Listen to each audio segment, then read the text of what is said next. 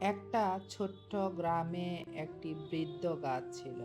বৃক্ষের ধৈর্য একটি জাপানি ছোট গল্প থেকে বলা। ভালো লাগবে শুনুন। একটা ছোট্ট গ্রামে একটা বৃদ্ধ গাছ ছিল। সে গাছটা বহু বছর ধরে সেখানে দাঁড়িয়ে ছিল।